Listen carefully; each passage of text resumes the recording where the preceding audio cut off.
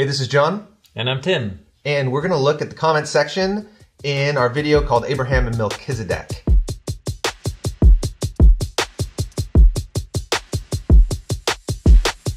It's the second video in a 6-part series on the royal priest. Mm-hmm. And we just love the great questions you're asking. So let's jump in. Mm-hmm. Clara G., what about the priestly line of Shem? What about the priestly line of Shem? You know, what's interesting is, so Shem, he's one of Noah's sons. And then he has two other brothers, and they all, with their wives, get off the ark in Genesis chapter 9. And what we're told is that Shem was the only son of Noah that ended up being blessed by his father. And there you go, that's Shem. And then we're told about the son that he has, and then he lives like for a long time, and then he dies. If you follow the dates of how long he lives, he's actually theoretically still alive in the time of Abraham.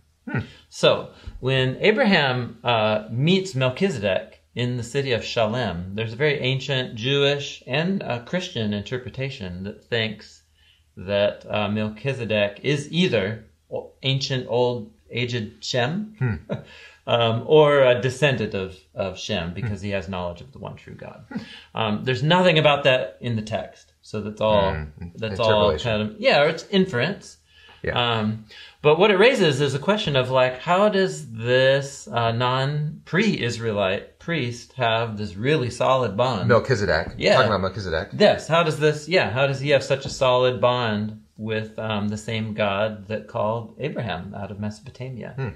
And the narrative itself provides no answers to that question. And so as people have looked for, like, well, where could this guy have come from? Of course, it's potential that he came from the line of Shem. If that were true, then Abraham and Melchizedek are relatives. And there's nothing in the text about that, but it's an interesting question that inquiring people want to know.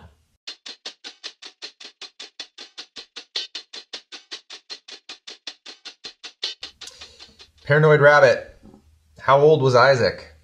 You say he was given and then promptly to be sacrificed, but he wasn't a baby. As you show him as a small child. I don't know, we show him, how old do we show him? I think, don't we go like preteen? Preteen, maybe. Yeah.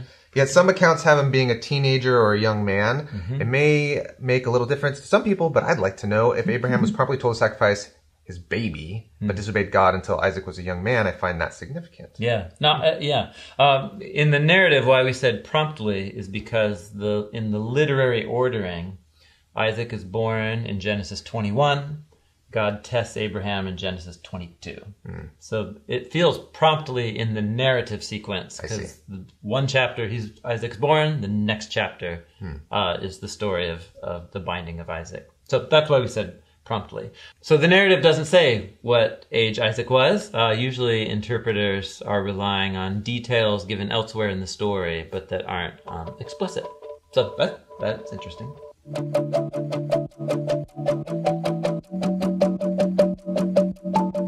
Stock Trader, I have a doubt. If God helped Melchizedek win over his enemies, are they not the children of God, and why does God take sides?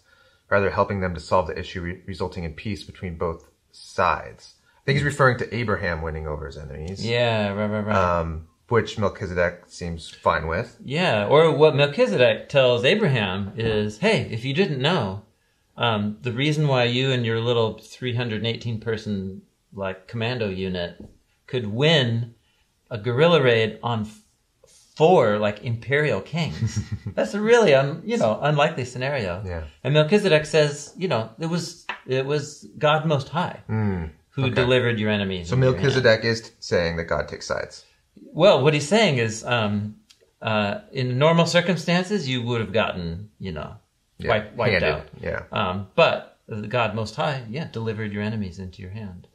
Yeah, so here we're invited into a real mysterious part of the purpose of God. When God chooses one family, the family of Abraham, and so that through them he can restore his blessings to all of the other nations, he's also God's obligating God's own self to defend and take care of and protect this family. He makes a promise to do it. Exactly. He says, I'll bless those who bless you, like Melchizedek, and those who treat you like you're cursed, God says, I will treat them like they're cursed. And so God takes sides when he's chosen someone to give his blessing through them. So in the story of Abraham, that means delivering his enemies into his hands. What's interesting, if you follow this story all the way through the Bible, leading up to Jesus, Jesus is the chosen one.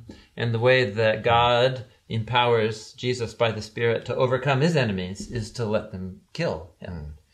So there God also takes sides, but in an inverted way. And Jesus' victory... And then he says, go to all the nations, saying, everyone's on my side. Totally, yeah. I'm on everyone's side. Yeah, that's right. Yeah. So you can't just stop with the Abraham and Melchizedek story. You have to keep on reading through. On our long list is a theme video on the chosen one. Yeah, yes, that's right.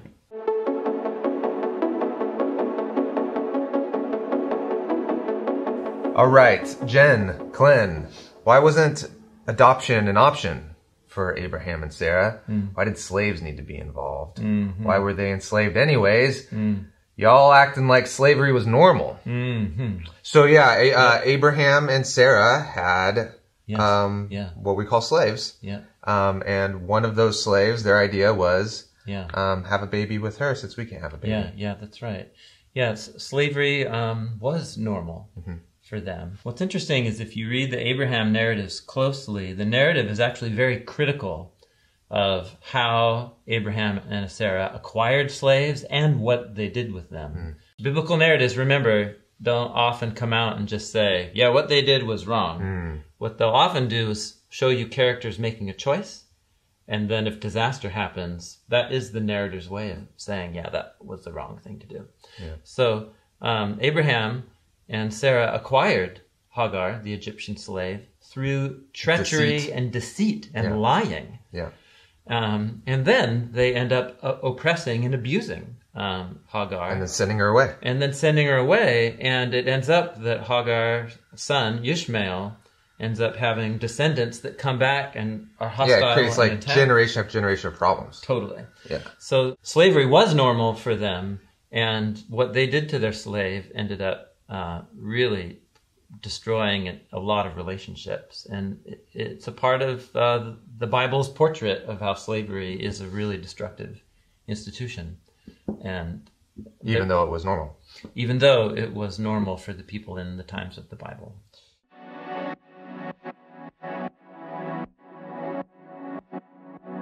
Corey Hayes, loved the video, but I got a question. Why did it say that Melchizedek brought out a great feast for Abraham when the Bible is pretty specific that he just served bread and wine? Why do we call bread and wine a great feast? You know, it's funny. The Hebrew word bread, lechem, actually can refer to more than just bread. Okay. So, although it can just mean a loaf of bread. Yeah. When you say bread and wine, it's not just like... It's not communion? No. It's not like the starter platter? No. Lechem has two meanings. It can mean a loaf of bread or the cat. Do we have a word like that in English? One specific kind of food can also just refer to all foods. There's a funny word. It's zittles? No. Vittles? Vittles! Skittles? Vittles. Vittles. Okay, there you go. So anyway, it was a feast. a feast of blessing on the high place with the high priest.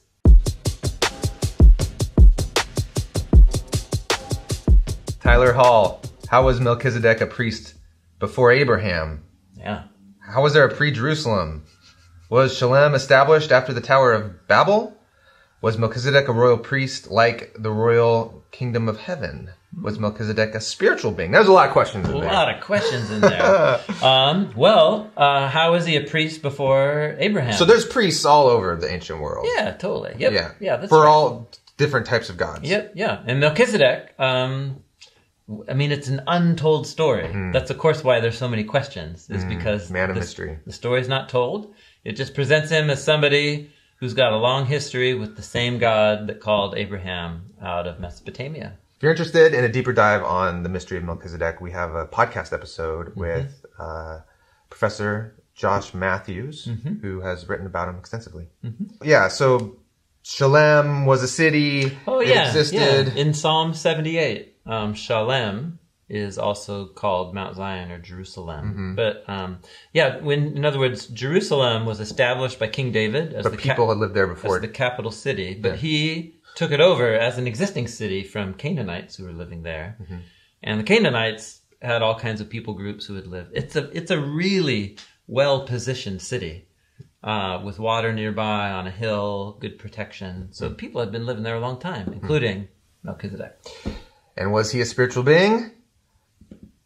The narrative doesn't say. Some people think so. But a lot of people have thought so. And he could have been a normal dude, just a priest. That's right.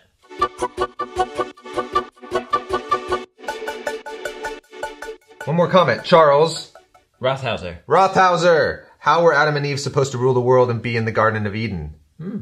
How were Adam and Eve supposed to rule the world and be in the Garden of Eden? Oh, I see. The question is, how could they rule the world if they're just in one garden? In one little garden. Yeah. Yeah. Well, the commission was to be fruitful and multiply.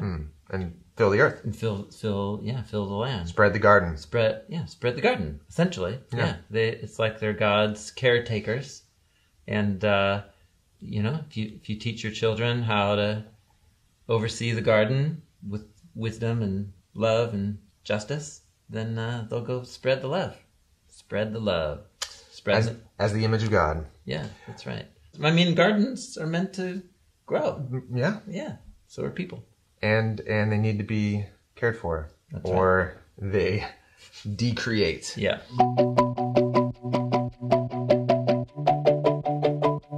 All right. Thank you so much for your questions and interacting with this video. You have wonderful questions. We're excited to continue to read them.